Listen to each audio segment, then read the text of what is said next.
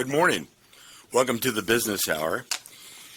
Today the topic at hand is the topic of very advanced leading-edge marketing and communications.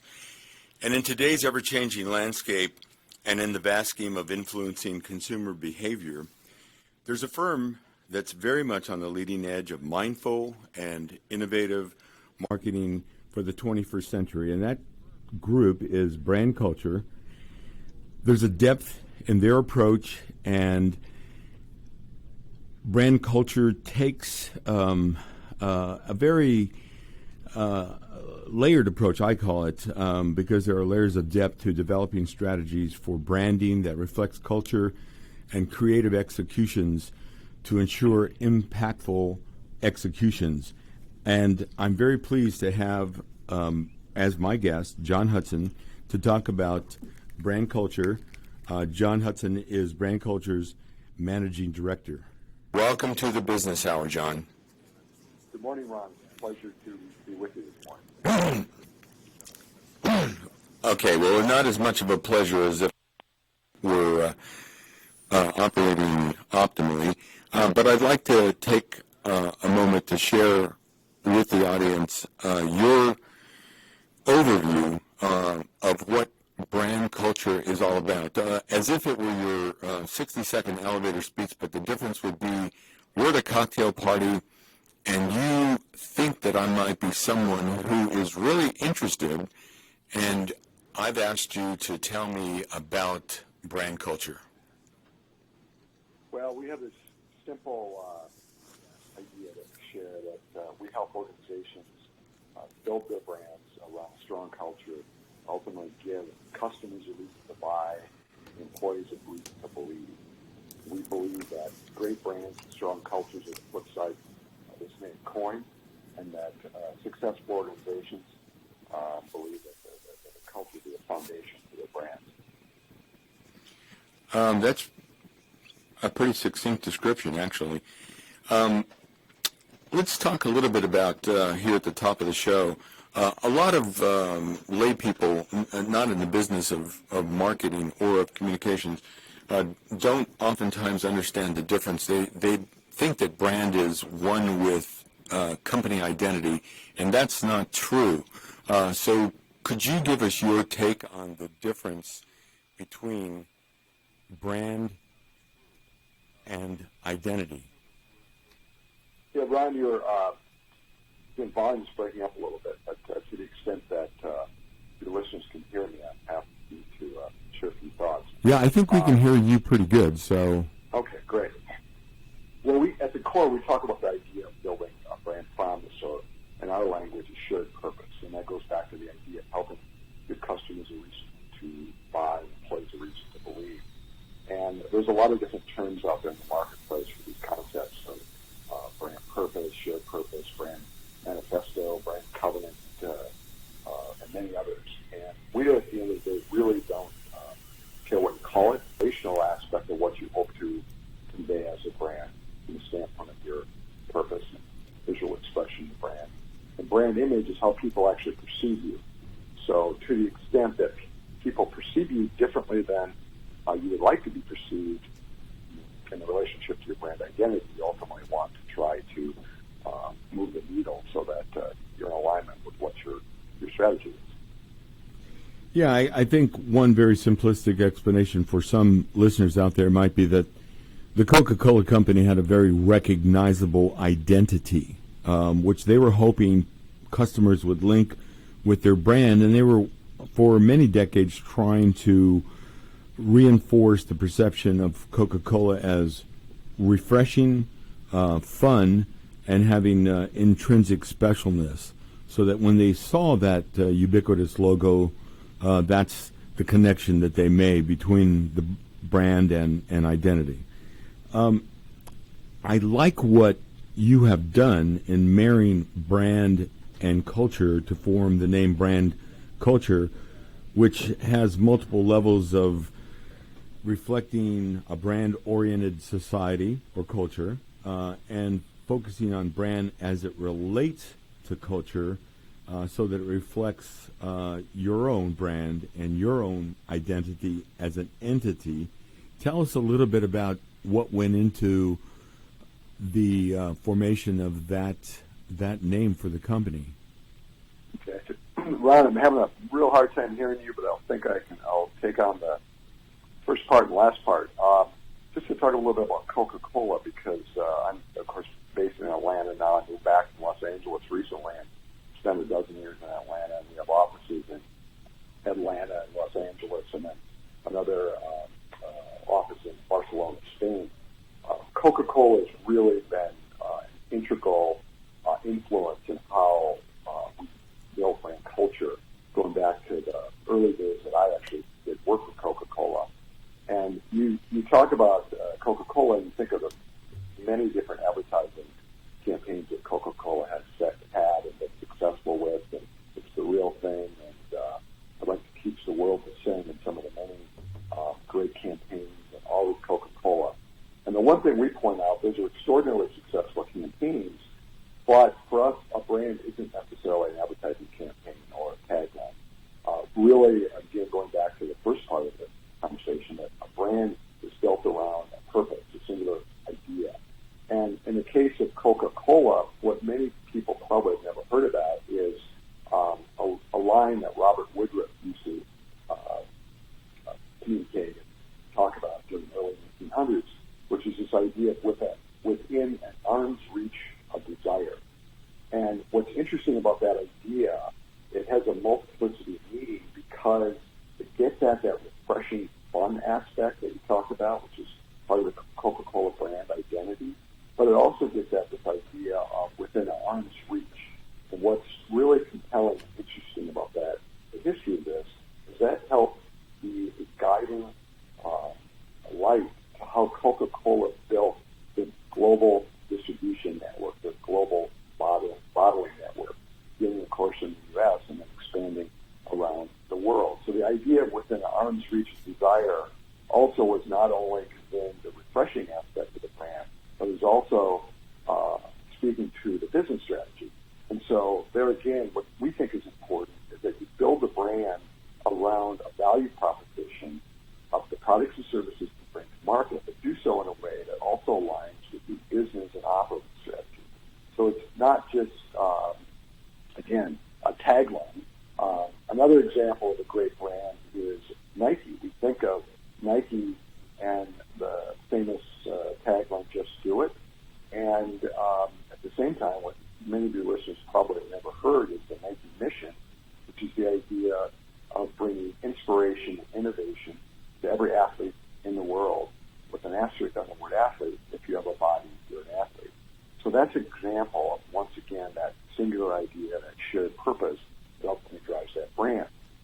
So to your question, again, about how did we form brand culture, what we saw in the work that we were doing, and my partner and I had worked at one of the leading branding firms in our respective field in Los Angeles, a company by the name of Siegel Gale. And earlier in my career, I started working with a company based in London, Imagination. And we were in the world of strategic branding and marketing services providers. And we would help organizations often define their brand around that singular idea to ultimately help them create that purpose. And we would do that type of work, and sometimes that would evolve into a new logo, a new visual identity system for a brand. But we started to see this shift in the idea of brand as image to the idea of brand as experience. And Jon, I pardon me for interrupting, but we're going to have to break away for just a couple of minutes. But hold that thought. When you're talking about seeing that shift, we're going to pick up right there. We're going to take a break. We're here with Jon Hutson of Brandculture, and we're going to be right back with Jon after this break. Merry Christmas. I'm Patty Levan, owner of Multiland Mortgage Services, Inc. We've partnered with nationally known wholesale lenders throughout the country that offer a wide variety of home loan programs. We can find the right home loan that will suit your financial needs. Multiland Mortgage Services, your way home. Call us at 941-201-9111 or check out our website at multilandmortgage.com. Company founded by Joseph D. Powers, NMLS 158989, licensed in Georgia and Florida.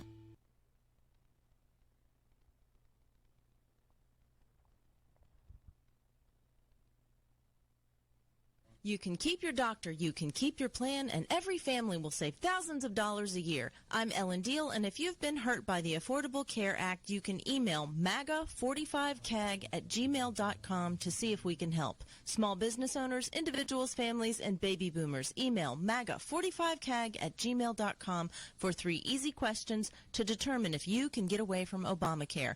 I'm a 20-year veteran of the insurance industry and here to help you for all your insurance needs.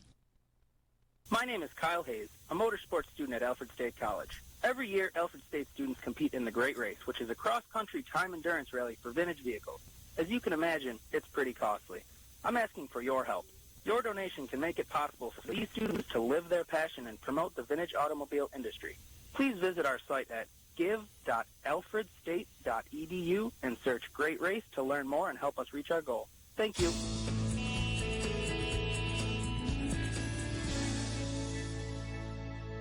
This is America's Web Radio. Would you like to have a show, talk about your business, or express your opinion on America's Web Radio? Just email gm@americaswebradio.com and we'll get back to you. Thank you.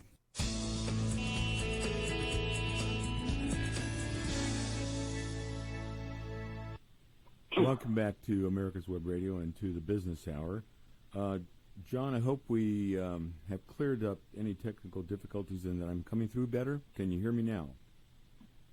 It's still weak, unfortunately, but hopefully you can hear me. Yeah, we can hear you fine. I want to get back to where we left off, but I want to remind listeners that we're talking with Jon Hutson, a managing director with Brandculture, a firm that's very dedicated to tapping into the brand, helping create and cultivate a brand for companies, for organizations, and linking that company very much to their employee passion in order to communicate with their clients' marketplaces and doing it in a very unique way, which is what John is explaining. And before the break, we were talking about how they arrived at the very name Brandculture and why they had married those two concepts. So, John, take it from there.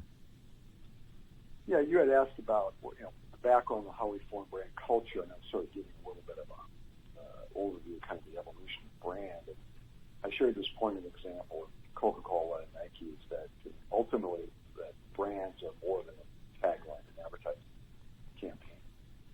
Really, brands have evolved into this idea of brand as experience, and we were, I think, very early in that conversation back in the early 90s. At the time, I was working for a company based in London, Imagination, and we started to think about that idea of brand as experience. Prior to that, really, brand was about, once again, image and identity, which is more about logos and taglines and typography and color palettes is ultimately what the brand looked like.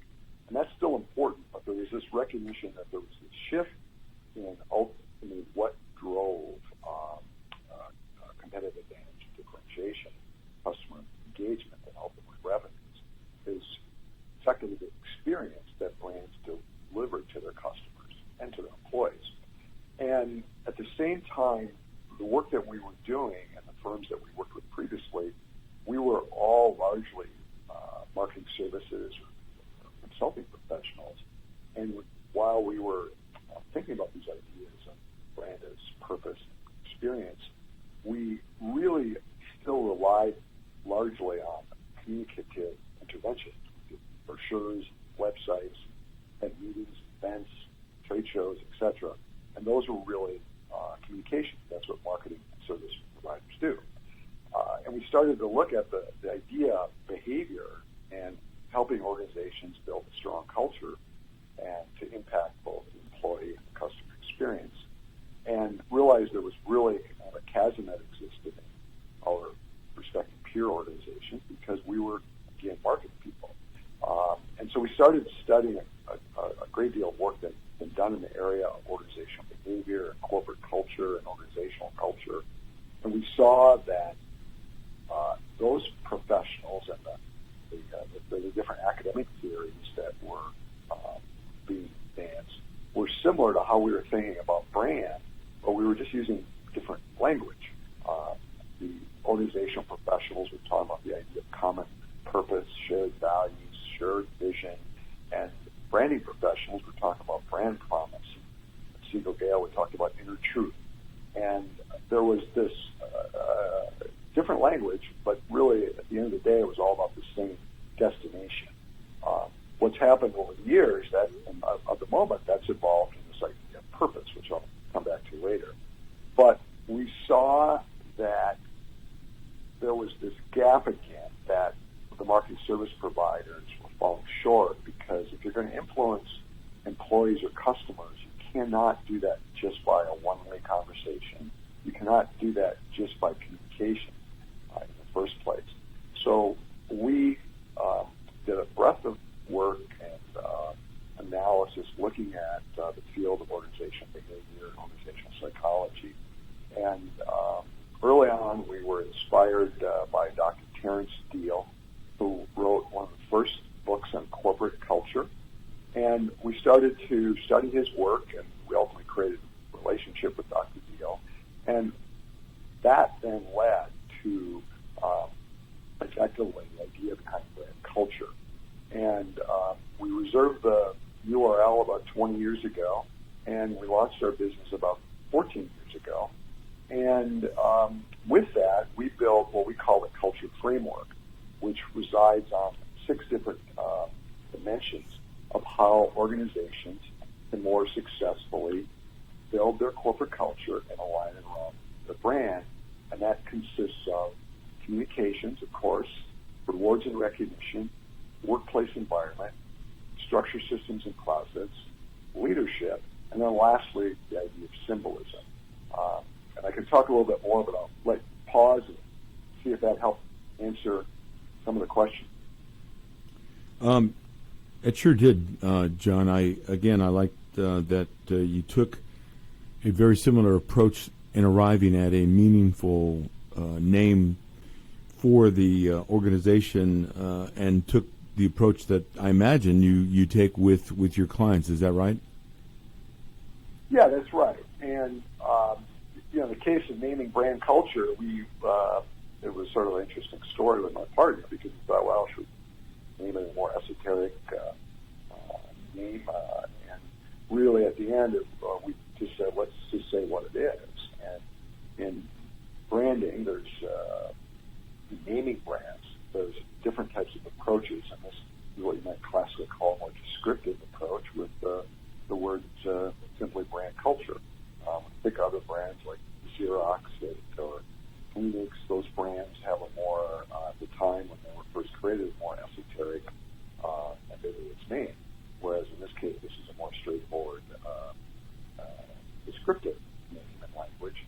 And when we're doing brand naming, what we're ultimately trying to do is we're trying to do that once again against that singular idea, that strategy, that purpose, and do so in a way that it brings to life what your value proposition is that you're trying to articulate. And we were then fortunate enough to reserve the URL, and so today we own the brandculture.com, which is where the URL for our website. Yeah. Speaking of your website, I might point out to listeners that if they want to follow along to some extent with what we're talking about, they can go to www.brandculture.com, or just Google brand culture, one word or even 2 words will take you to your website, which is a very informative website. And John, can we take those 6 areas? I wanted to drill down into the company's mission, the services, the work that you're doing, how you approach generating insight, and your own organizational team and some of your alliances. But before we even do that, can we talk about communications and recognition and the workplace, and go through each of these 6 areas, starting with communications? How would you characterize? Because okay, again, no. Yeah, I'm having a hard time hearing you, Ron, but I think you're talking about giving an explanation of the 6 frames, right? That's right. That's right. Yeah. Okay. Yeah, and so, like I said, marketing people rely on communication brochures, websites, face-to-face events and trade shows. So clearly communications are important, and they're very important in organizations. So, truthfully, there's a lot of what we do that is fundamentally communications work. But it is also important to maintain a two-way dialogue with employees and customers today. It's not what they say, what you say to them, it's what they say back to you that's important. And it's important to listen to your customers and listen to your employees. So one dimension of how we think about communications is again, or the framework is that idea of communications. Another aspect is rewards and recognitions. It's important that if you're going to engage employees and customers effectively, that there needs to be an alignment of the reward systems and recognition systems with the objectives and goals of your business and your brand. Workplace environment is important. There's a lot of conversation today in corporate organizations about office space, open workspace, quiet spaces, and frankly, I think a lot of the emphasis gets placed on culture with workplace. And that's important, and we think it's very important in thinking about organizational culture. Again, we think it's only one dimension, and for many organizations, they don't necessarily have a bright, shiny corporate office. It's maybe an organization with a delivery system with truck drivers driving products and services to and from their customers. So we also think about the workplace environment from the standpoint of the drivers that are delivering products and services, your field teams that are out in the marketplace, or your distributed workforce that may be working from home. So we have to think about what's the work environment that those employees working day in and day out, and kind of how can we affect a positive aspect of that workplace environment to ultimately help inspire employees and engage employees to effectively deliver the experience that we talk about to customers. Then there's structure, systems, and process. So we look at John, before you get into John, can you hear me? Before you get into structured systems and processes, we're going to take another break. We're here with Jon Hutson to talk about the great work of Brandculture. We'll be back with John in just a couple of minutes, and we'll pick up right where we left off. Season's greetings. I'm Patty Levan, owner of Multiline Mortgage Services, Inc. Let's talk about reverse mortgages for seniors 62 and older. Reverse mortgages were designed to free up money that seniors can use at their discretion in retirement. Let us help you determine if this program is right for you. We'll help you choose the right lender and walk you through the loan process. Multiline Mortgage Services, your way home. Call us at 941-201-9111 or check out our website at multilinemortgage.com. Company founded by Joseph D. Powers, NMLS 158989, licensed in Georgia and Florida. Do you want to ace your upcoming survey exam? The NLC Prep Combo has everything you need to help you crush your upcoming FS, PS, Florida PSM, California PLS, or Texas RPLS exam. Combos include a full-length practice exam book with the same number of questions and category types as the actual exam, a pre-programmed HP35 with 17 programs to solve those time-consuming equations such as COGO, triangles, traverses, and more in seconds. A complete online course is included that covers every topic of the exam with videos, workbooks, quizzes, and a full-length practice exam that simulates the computer-based format of the FS and PS exam. That gives you not just one, but two full-length practice exams to help fully prepare you for test day. Visit us at nlcprep.com for more information and let us help you crush your exams.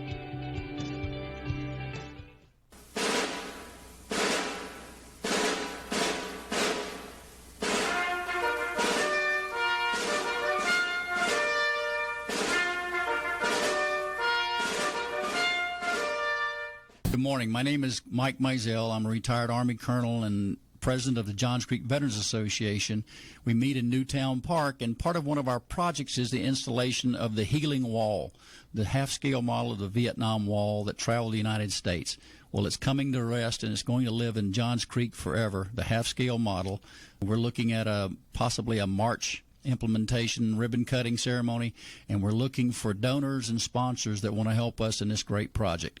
You can donate at jcvets.org.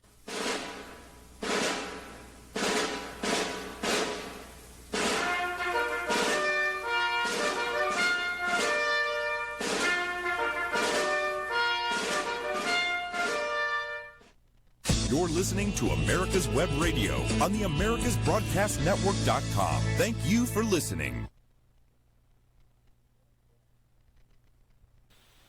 Jon Hutson of Brandculture.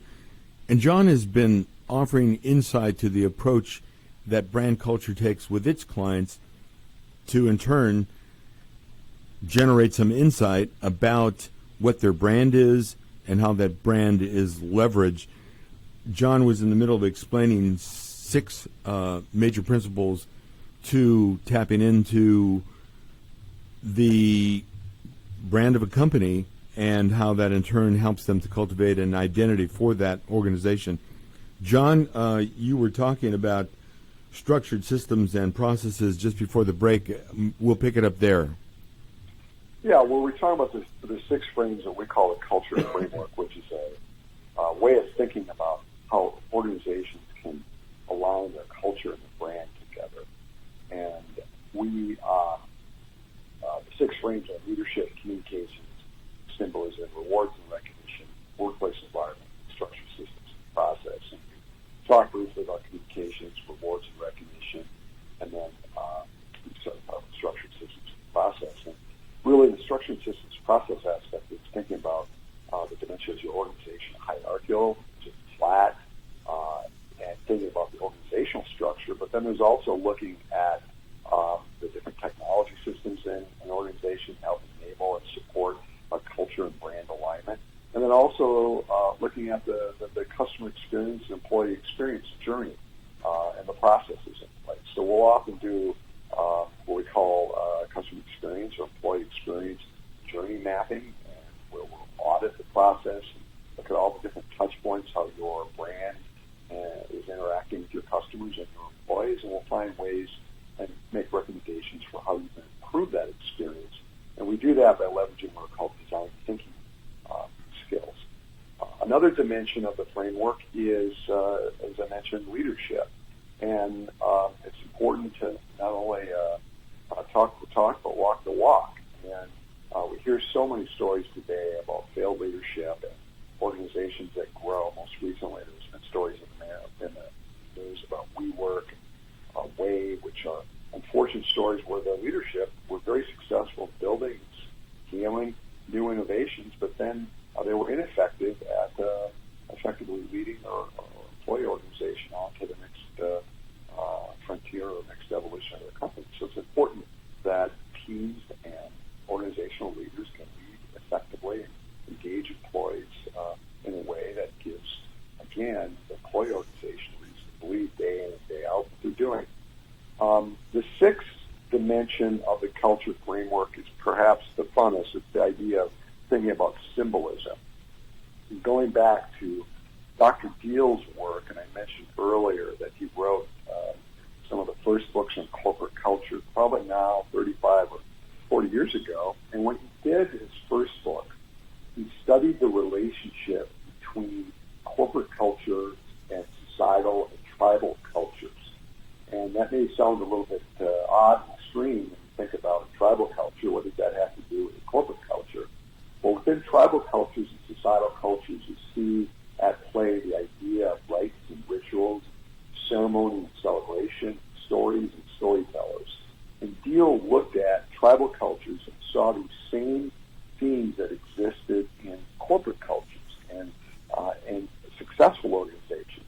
And so examples like stories, song, celebration, he looked at brands like IBM.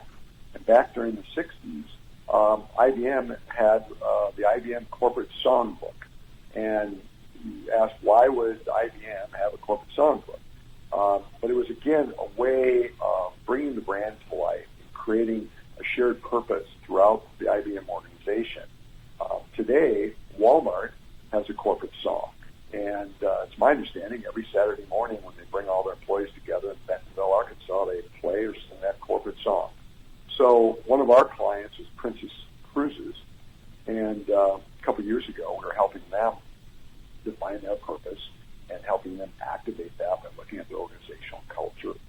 And one of their captains aboard one of their ships had shared with us that they sail to more ports than any other cruise line in the industry.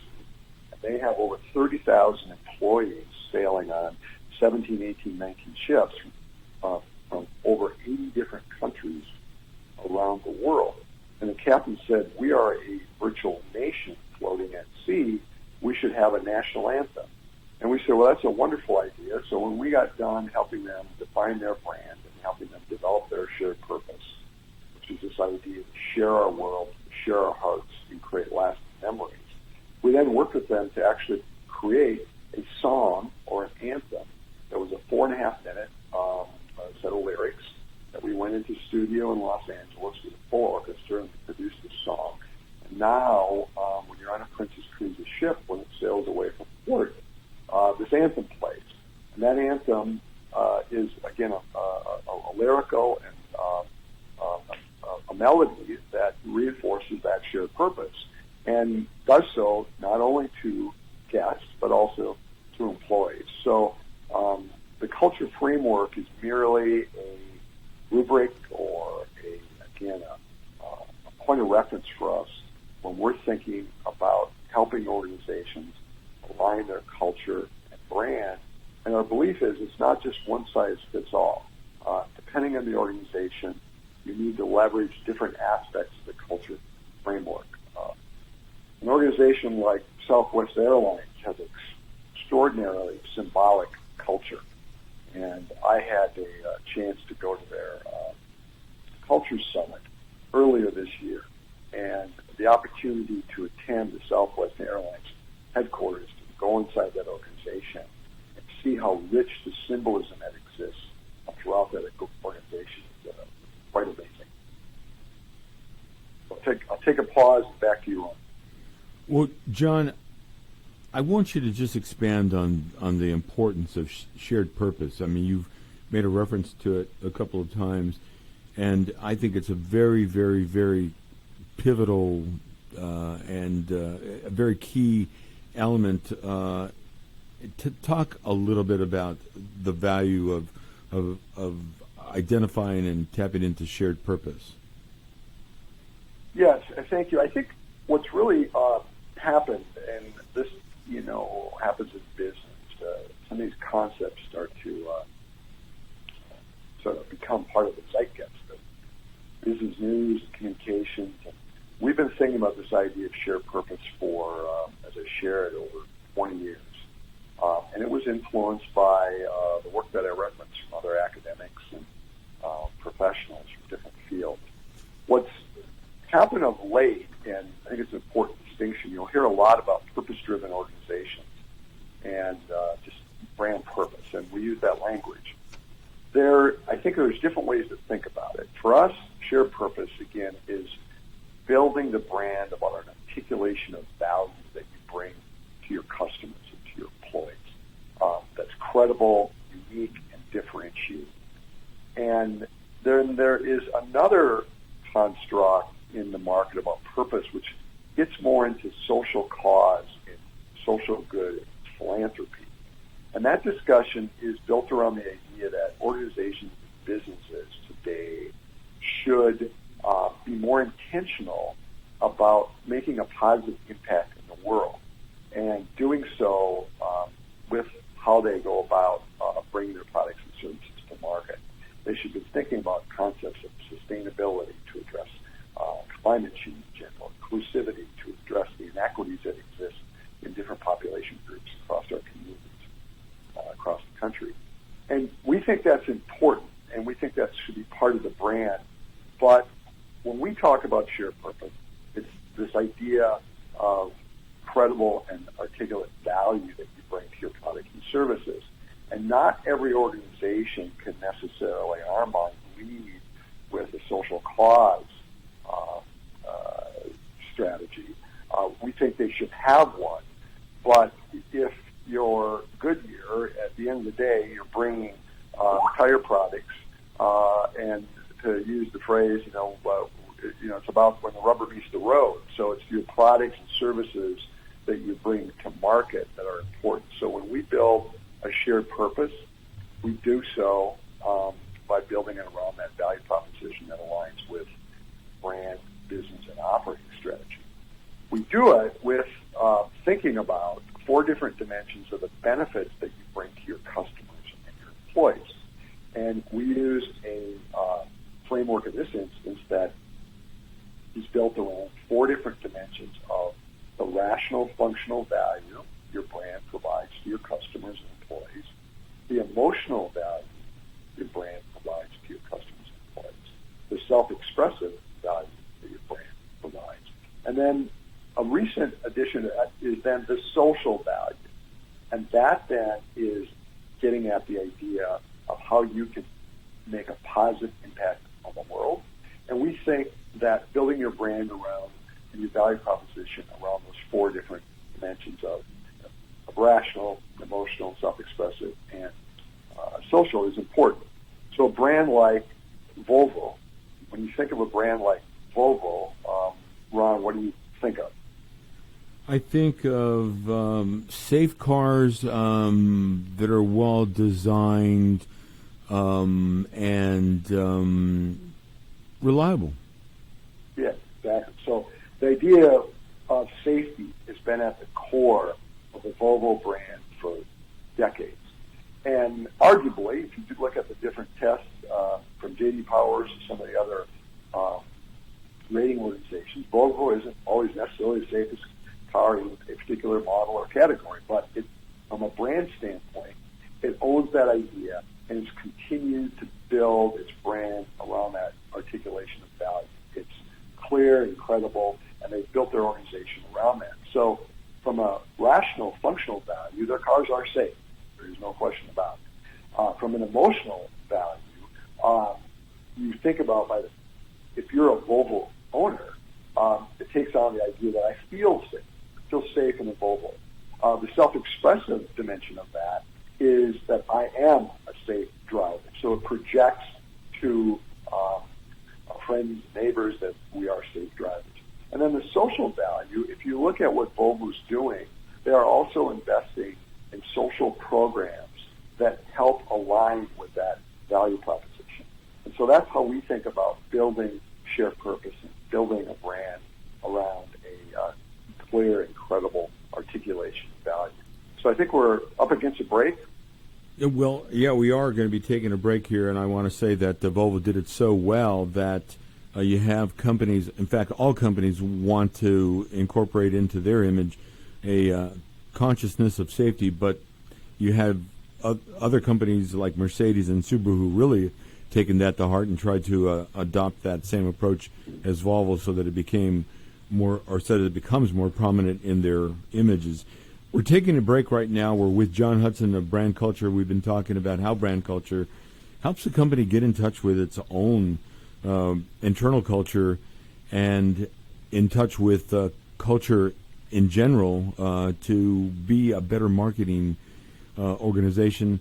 We'll be back with Jon right after this break. Perhaps you are struggling to cope with the disease of addiction. If not, you probably know a family member or friend that needs help in battling the cravings and the personal and professional damage done by the effects of drugs or alcohol. Get a pen and paper and be ready to write down the following.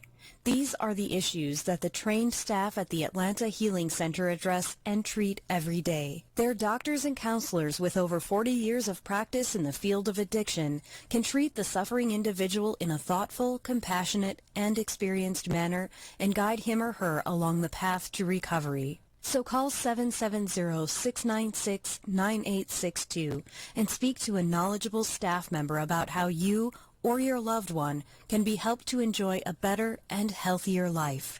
More information is also available on the website at www.atlantahealingcenter.com. Whether cruising the strip in a 57 Chevy or taking the family on a vacation in a 71 Oldsmobile Vista Cruiser, you need to tune in to Classic Cars with Steve Ronaldo and Jim Weber every Saturday from 8 to 9 a.m. on americaswebradio.com. Happy holidays. I'm Patty Levan, owner of Multiline Mortgage Services, Inc. Call us for details about our conventional loans with as little as 3% down, or talk to us about our FHA, VA, and USDA loan options. We answer your questions with honesty and integrity because that's how we roll.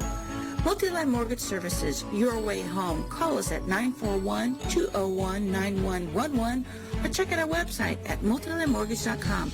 Company founded by Joseph D. Powers, NMLS 158989, licensed Georgia and Florida. This is Ron Comacho, host of the Business Hour, on Fridays from 10 to 11 a.m.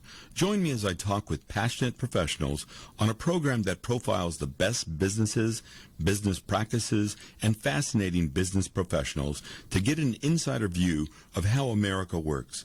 The Business Hour from 10 to 11 a.m. on America's Web Radio. You're listening to America's Web Radio on the AmericasBroadcastNetwork.com. Thank you for listening. Welcome back to the Business Hour. We're here with Jon Hutson of Brandculture, and Jon has been sharing an insider view of how brand culture taps into the culture of an organization and helps them to tap better into their own culture to create a brand and to use that brand to tap into the customer mindset. You were talking about shared purpose and talking about the aspects of social cause and how social programs that some organizations like Volvo has, and it's one of those areas that people forget about or they don't realize. It gives customers a reason to align themselves with a product or a service when you have that kind of depth to a company's agenda. And I might ask at this point, Jon, many of our listeners know that I have been involved in marketing and communications for decades, and oftentimes when you're trying to tap into a company's brand, helping them define their DNA, if you will, you cross over that trust threshold, and I'm certain that this happens to you all the time. They feel that if you have a good enough grasp of what the company's brand really is, and you're helping them to refine that, you become sort of a partner in general management. Maybe not like a McKinsey consultant, but almost. Is that true, Jon? Yeah, that's it. And I think that's the difference. There's a myriad of different branding professionals in our field. And I tell this story often that I used to travel back and forth between Atlanta and London in the early 90s, and I started to become a student of strategic brand management. And I would pick up a book in London about strategic brand management, which is frankly where a lot of the theory sort of originally emanated from in London. And I'd read it in London, and I would go back to Atlanta in the early 90s, and I'd try to find a book on the bookshelf, and I couldn't find it. It didn't exist. But 5-6 years later, by the turn of the millennium, there was probably 50 books on the bookshelf. And not unlike accountants and lawyers, there's dozens, if not there's thousands of branding professionals. I think the difference to your question is that we come from a very strategy-led approach to brand development. And as a result of that, we take a research-based, a evidence-based approach to helping organizations define that brand. So it's not just about a design solution or creating that logo or that visual expression of the brand. That comes second. And at the same time, we try to develop brands that do have a inspired visual sensibility to them. But by virtue of having that strategy-led approach to our work and process and how we think about the organizational cultures I shared, we are, in that business consulting realm. We're not a McKinsey or a Bain, that we're not doing deep re-engineering strategies or supply chain strategies, but we do help organizations think about how they can build their brand across the organizations for both large-scale organizations as well as early-stage and startups and mid-sized organizations. But these principles are relevant to no matter whether you're a small business or a global enterprise organization.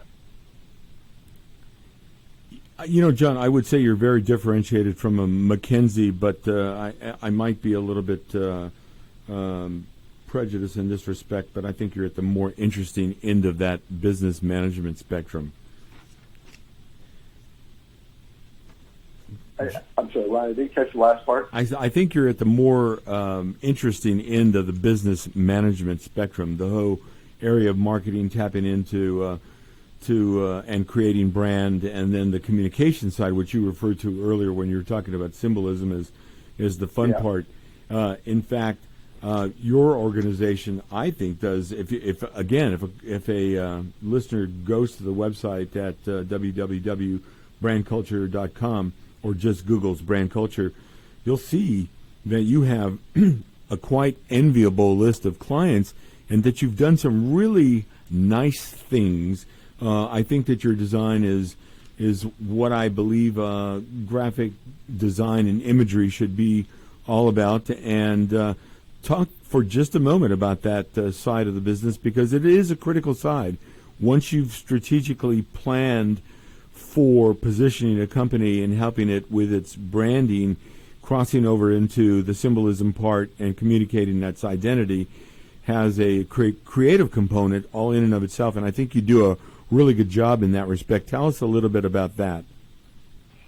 Yeah, well, our approach to design and developing brand identity visual systems is, again, driven by the strategy. So when you look at our work, you'll find a real diverse, eclectic mix of design and brand identity systems.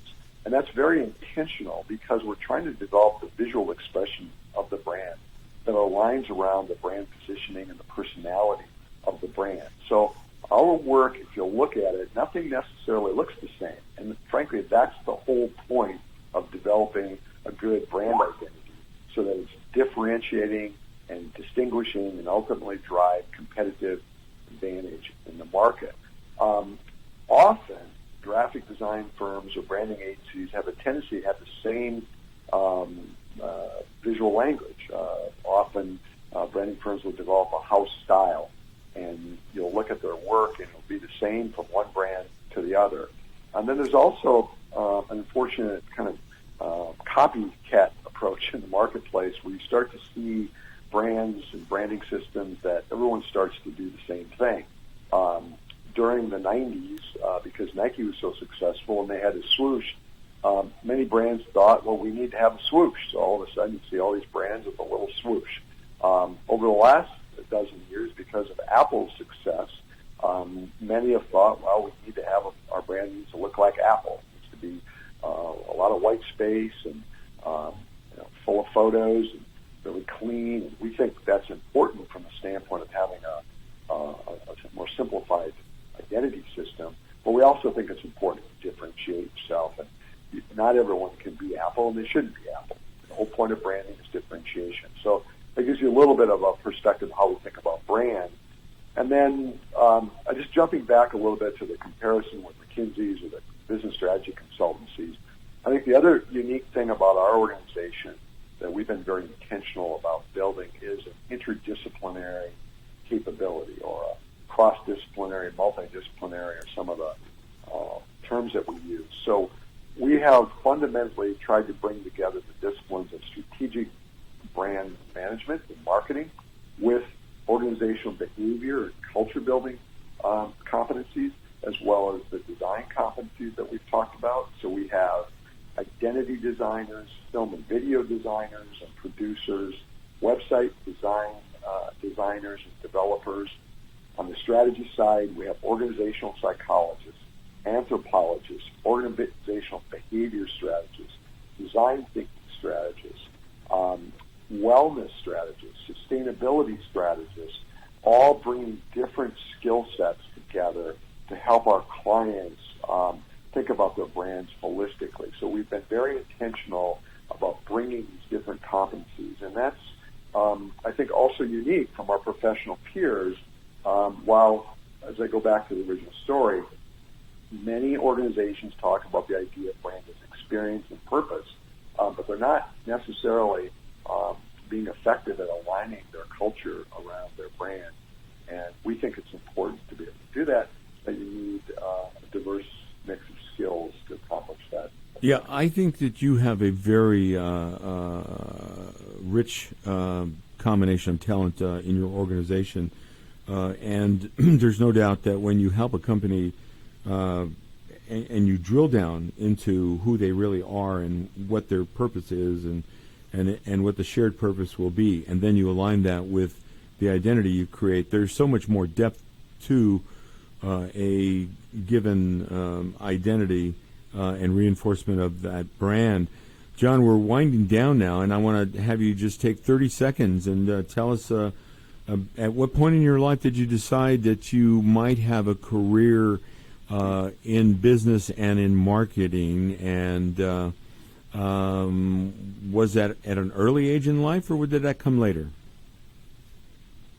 Well, my father always used to say that when I was a kid, I always had a better idea. And there was a Ford commercial or something about the idea, and he used to give me a bit of a hard time about it, not in a jovial way, but I've always sort of looking kind of for what's next. And my career journey is very eclectic, it's diverse, and it's, I'm thankful that it's finally starting to kind of all stitch together, because I grew up in the Midwest in Wisconsin. My father had an insurance business operation. It started out in insurance business. That led me to getting a degree, a bachelor's degree in finance. And then I ultimately wanted to become a real estate developer, and I moved to Atlanta. That involves some hospitality work. Then eventually I started moving into event production, and then started thinking about the idea of experience that I shared. And then I became a student of strategic brand management and brand development. And then, as I shared, we ultimately launched Brandculture about 14 years ago. Well, Jon, I really want to thank you for taking the time to be my guest on the Business Hour, and I very much apologize for any technical glitches we had at the beginning of the program, but I think you've done a great job of shedding some light on the great work of Brandculture. So again, thank you for being my guest. Thanks, Ron. It's been a pleasure, and I really appreciate it. Thanks. Happy holidays. Well, happy holidays to you as well, and to all of our guests. And I hope you have a great weekend. You've been listening to America's Web Radio. The Business Hour is on from 10 to 11 a.m. on Fridays. We'll see you on the Internet and on the radio next week. You're listening to America's Web Radio on the AmericasBroadcastNetwork.com. Thank you for listening.